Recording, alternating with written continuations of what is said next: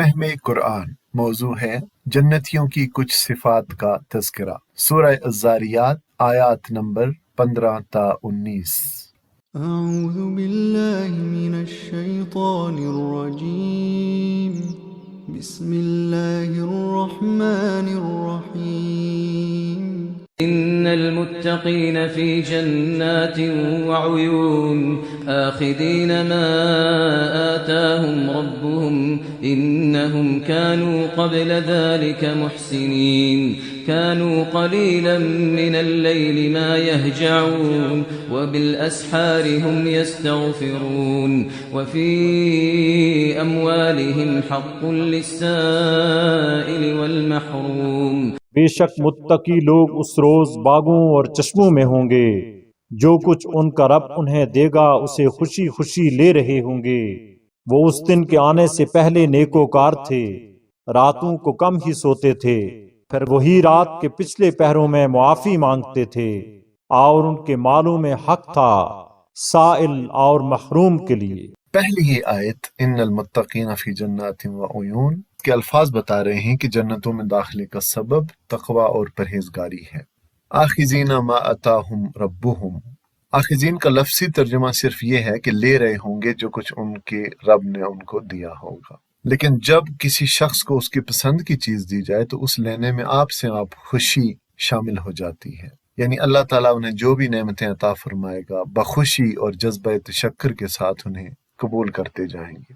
انہم کانوا قبل ذالک محسنین، وہ اس دن کے آنے سے پہلے نیکوکار تھے۔ محسنین یعنی یہ لوگ دنیا کی زندگی میں اپنے نیک اعمال کی وجہ سے احسان کے درجے پر فائز تھے۔ پھر اللہ تبارک و تعالیٰ ان کے اعمال میں سے 3 کا ذکر فرما رہا ہے جن کے باعث یہ لوگ احسان کے درجے کو پہنچے اور انہیں یہ نعمتیں اور جنت حاصل ہوئی۔ سب سے پہلے فرمایا کانوا قلیلا من اللیل ما یہجعون، راتوں کو کم ہی سوتے تھے۔ مفسرین کے ایک گروہ نے اس آیت کا مطلب یہ لیا ہے کہ کم ہی ایسا ہوتا تھا کہ وہ رات بھر سو کر گزار دیں اور اس کا کچھ نہ کچھ حصہ کم یا زیادہ ابتدائی شب میں یا وسط شب میں یا آخری شب میں جاگ کر اللہ تعالیٰ کی عبادت میں صرف نہ کریں۔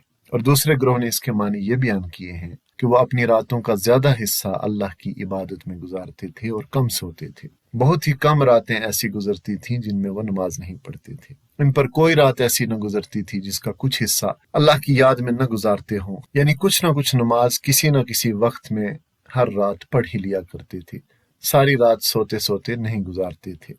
ہجع کے معنی دراصل غفلت کی نیند سونا ہے، دنیا و ما فیہا سے بے خبر ہو کر سونا۔ تو مطلب یہ ہوا کہ وہ اللہ کی یاد سے غافل نہیں سوتے تھے۔ رات کو چونکہ یکسوئی ہوتی ہے اور راتوں کو جاگ کر یاد اسی کی آتی ہے جو دل میں بسا ہو اور جس کے ساتھ سچی لگن ہو اور محبت ہو، اور یہ لوگ چونکہ سب سے بڑھ کر اللہ سے محبت رکھنے والے ہوتے ہیں۔ والذین آمنوا اشد حبا للہ، تو ان کے دل میں رب ہی بسا ہوتا ہے، اس لیے راتوں کو اٹھ کر اور جاگ کر انہیں رب ہی یاد آتا ہے۔ راتوں کو اٹھ کر نماز پڑھنے کی بڑی فضیلت آئی ہے۔ آپ صلی اللہ علیہ وسلم نے فرمایا کہ لوگوں کو کھانا کھلاؤ، صلہ رحمی کرو، سلام پھیلاؤ اور رات کو اٹھ کر نماز پڑھو جبکہ لوگ سوئے ہوئے ہوں، تم سلامتی کے ساتھ جنت میں داخل ہو جاؤ گے۔ ایک اور حدیث مبارکہ میں ہے کہ جنت میں ایسے بالا خانے ہیں جن کے اندر کا حصہ باہر سے اور باہر کا حصہ اندر سے نظر آتا ہے۔ پوچھا گیا یہ کن کے لیے ہیں؟ تو آپ نے فرمایا کہ یہ ان کے لیے ہیں جو نرم کلام کریں اور دوسروں کو کھلاتے پلاتے رہیں، اور جب لوگ سوتے ہوں یہ نمازیں پڑھتے رہیں۔ اور اللہ کی پسندیدہ نماز کے بارے میں آپ صلی اللہ علیہ وسلم نے فرمایا کہ اللہ کے نزدیک سب سے زیادہ پسندیدہ نماز داؤد علیہ السلام کی نماز تھی۔ وہ نصف شب تک سوتے اور تہائی حصے میں نماز پڑھتے رہتے اور پھر رات کے بقی حصے میں سو جاتے۔ راتوں کی عبادت اللہ کو بہت ہی پسند ہے، چنانچہ اس کی بہت ترغیب دی گئی ہے۔ نبی صلی اللہ علیہ وسلم نے فرمایا کہ رات کے وقت ایک گھڑی ایسی ہوتی ہے کہ بندہ اس وقت دنیا و آخرت کی بھلائی کی جو دعا بھی مانگتا ہے اللہ اسے عطا کر دیتا ہے، اور یہ گھڑی ہر رات میں آتی ہے۔ پھر فرمایا گیا وَبِالْأَسْحَارِ هُمْ يَسْتَغْفِرُونَ، اور وہی رات کے پچھلے پہروں میں معافی مانگتے تھے، یعنی سحر کے وقت یہ لوگ استغفار کرنے لگ جاتے۔ وہ اس شان عبودیت کے اہل تھے کہ راتوں کو عبادت کرتے اور پھر اس پر پھولنے اور اپنی نیکی پر فخر کرنے کے بجائے گڑ گڑا کر اپنی کوتاہیوں کی معافی بھی مانگتے۔ رات کے آخری چھٹے حصے کو سحر کہا جاتا ہے۔ وقت سحر قبولیت دعا کے بہترین اوقات میں سے ہے۔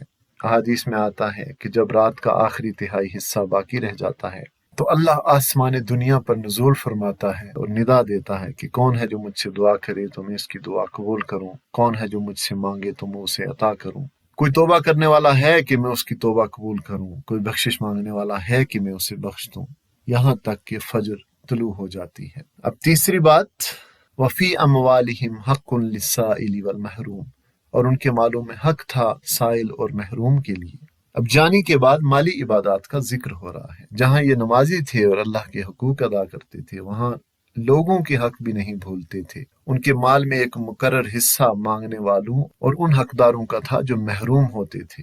اب سائل سے مراد ہے سوال کرنے والا، اور محروم کے بارے میں مختلف اس کی تفاسیر آئی ہیں۔ ایک حدیث مبارکہ میں نبی صلی اللہ علیہ وسلم نے فرمایا کہ مسکین صرف وہی لوگ نہیں جو گھومتے پھرتے ہیں اور جنہیں ایک دو لقمے یا ایک دو کھجوریں تم دے دیا کرتے ہو، بلکہ حقیقتاً وہ لوگ بھی مسکین ہیں جو اتنا نہیں پاتے کہ انہیں حاجت نہ رہے۔ ام المؤمنین سیدہ عائشہ فرماتی ہیں کہ محروم سے مراد وہ لوگ ہیں کہ کچھ سلسلہ کمانے کا کر رکھا ہے لیکن اتنا نہیں پاتے کہ انہیں کافی ہو جائے۔ اور بزرگ مفسرین فرماتے ہیں کہ محروم سے مراد وہ شخص ہے جو حاجت کے باوجود کسی سے سوال نہیں کرتا۔ تو معلوم ہوا کہ سائل سے مراد وہ غریب حاجت مند ہے جو اپنی حاجت لوگوں کے سامنے ظاہر کر دیتا ہے اور لوگ اس کی مدد کرتے ہیں، اور محروم سے مراد وہ شخص ہے کہ فقیر و مفلس اور حاجت مند ہونے کے باوجود سوال سے اجتناب کرتا ہے اور اپنی حالت کسی پر ظاہر نہیں کرتا۔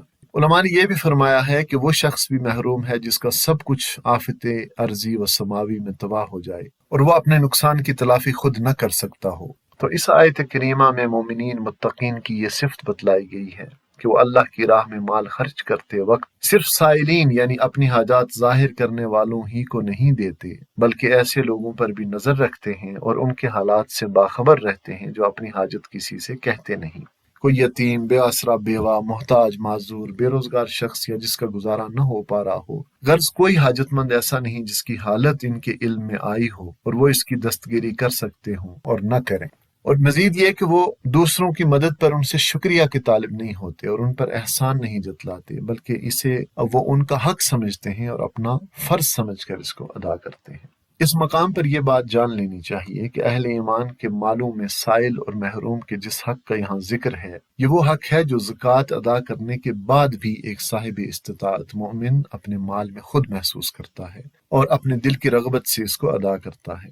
ایک متقی و محسن انسان کبھی اس غلط فہمی میں مبتلا نہیں ہوتا کہ اللہ کا اور اس کے بندوں کا جو حق میرے مال میں تھا، زکوٰۃ ادا کر کے میں اس سے بالکل سبکدوش ہو چکا ہوں۔ ایک متقی و محسن شخص ہر وقت ہر اس بھلائی کے لیے جو اس کے بس میں ہو دل و جان سے تیار رہتا ہے، اور جو موقع بھی اسے دنیا میں کوئی نیک کام کرنے کے لیے ملے اسے ہاتھ سے جانے نہیں دیتا، بلکہ وہ اسے اپنے ہی نفع کا سودا سمجھ کر زیادہ سے زیادہ نیکیاں کرنے کا حریص ہوتا ہے۔ اللہ تعالی ہمیں بھی اپنے انہی بندوں میں شامل فرمائے، آمین ثم آمین۔